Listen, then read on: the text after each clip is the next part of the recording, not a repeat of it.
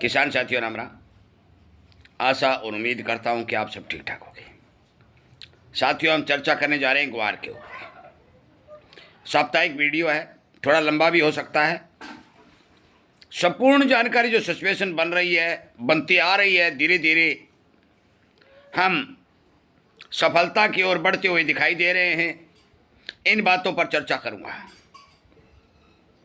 हमने आज के इस वीडियो का नाम रखा है अफवाह फैलाओ, ग्वार भाव दबाओ और लड्डू खाओ। ये बात हमने क्यों कही है?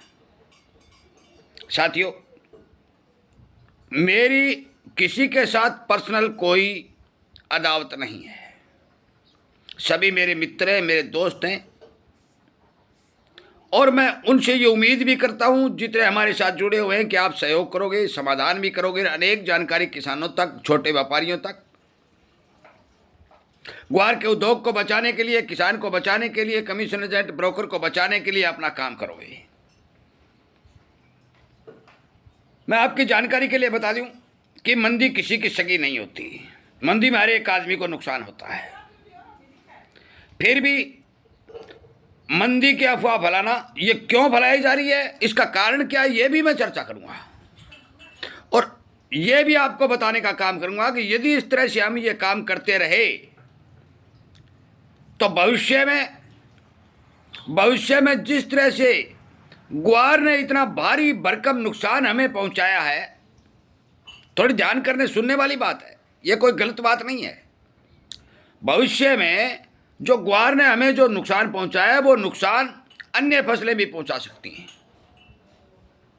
यह बात नोट करने वाली, समझने वाली है। 15-16 वर्ष से लगातार ग्वार के अंदर एंट्री करने वाले हर एक इंसान को नुकसान होना, बिजाई करने वाले किसान को नुकसान होना, यह इस बात का संकेत है कि ग्वार की खेती को, ग्वार के किसान को, ग्वार के ब्रोकर को, ग्वार के व्यापारी को और ग्वार के उद्योग धंधे को इस देश से खत्म करने का काम किया जा रहा है।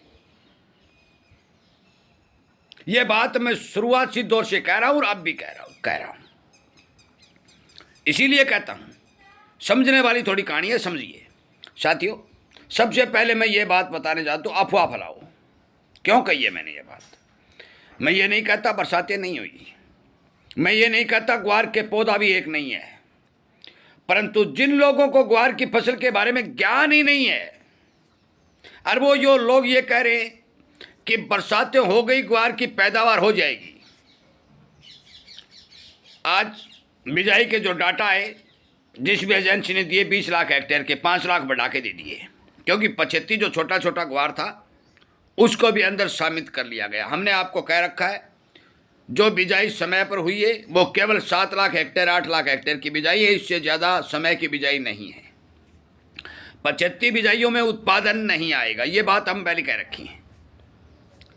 और एक बात सबसे विशेष रूप से ध्यान रखने वाली बात है, जो अगेत्य ग्वार के अंदर, ग्वार फसल के अंदर जो पहला स्टेज का फाल होता है, जो पहली स्टेज, फाल के 3 स्टेज होते हैं, पहला, दूसरा और तीसरा। पहला स्टेज का फाल अब मौके पर ग्वार में नहीं आया और नहीं अब आएगा। अब दूसरा और तीसरा स्टेज का फाल रुकेगा। अब पहला स्टेज का यदि फाल नहीं आता है तो जो खेतों में ग्वार की फसल खड़ी है उनमें 25% तक का उत्पादन कम होता है। ये आप नोट कर लें, क्योंकि शुरुआती जो फाल आता है उसके मुकाबले में ऊपर वाला फाल कभी भी बराबर की पैदावार नहीं देता। आप हर एक खेतों में जाइए, मैं ये नहीं कहता, हर खेत में जाइए, हर किसान से पूछिए कि पहले स्टेज का फाल ग्वार में नहीं है, दूसरे और तीसरे स्टेज का फाल अभी देखने को मिलेगा। यदि पीछू आवाज़ चलती है और यदि बिजाई जो समय पर हुई है और यदि थोड़ी बहुत बरसातें और हो जाती हैं तो दूसरी स्टेज का फाल आपको ठीक पैदावार देगा। परंतु तीसरी स्टेज का फाल सितंबर में आता है और उस तीसरी स्टेज के फाल में कभी भी हमने दाना बनता हुआ नहीं देखा है। वो फड़िया खाली देखी गई है, वो आगे निकलती देखी गई है, थ्रेसर में हो चाहे मशीन में हो, जो भी है। जब उत्पादन आने की संभावना नहीं है, बिजाई बहुत कम है, जो डाटा हमारे पास आ रहे हैं, तो फिर यह अफवाह क्यों फैलाई जा रही है कि भारी भरकम बरसात हो गई, उत्पादन भारी मात्रा में आ जाएगा? एक बात, जब अफवाह फैलती है तो आम आदमी के दिमाग में भय बैठता है, वो ग्वार की खरीदारी से बचना चाहता है, दूर हट जाता है। जिसके पास माल होता है वो माल बेच के पिंड पीछा छुटाता है। इसका मतलब है इसमें खरीदारी घटती है तो भाव दबता है। फिर हमने कहा कि लड्डू खाओ। ये बात क्यों कही है? ये बात इसलिए कही है कि ग्वार में जब मंदी आती है तो हमारे कुछ मित्र खुशी मनाते हैं। हो सकता है कि उन्होंने माल बेच दिया हो, परंतु साथियों, जिसने माल बेचा है वो दोबारा भी खरीद सकता है, दोबारा भी खरीद सकता है। जिस किसान ने माल बेचा है वो दोबारा भी बिजाई कर सकता है और कर भी रहा है।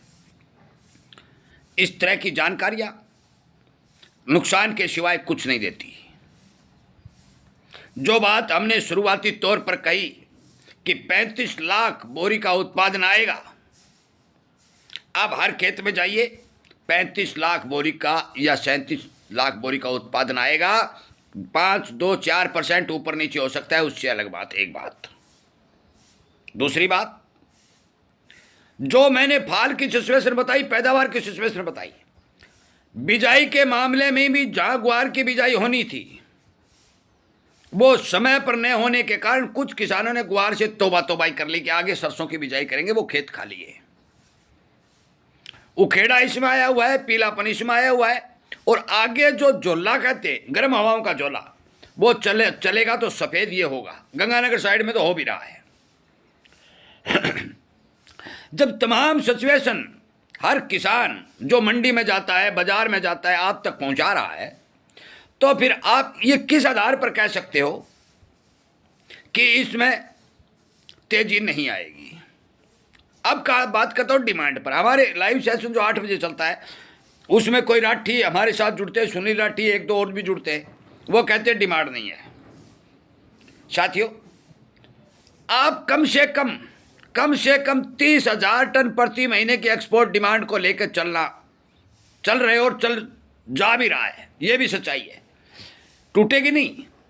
लगभग 28, 30, 32,000 टन माल प्रति महीने एक्सपोर्ट हो रहा है। ये सभी व्यापारियों को पता है, सभी कमीशन एजेंट को पता है, सभी दलाल मेरे मित्र जो ब्रोकर हैं उनको पता है, और किसानों को भी इस बात का पता है।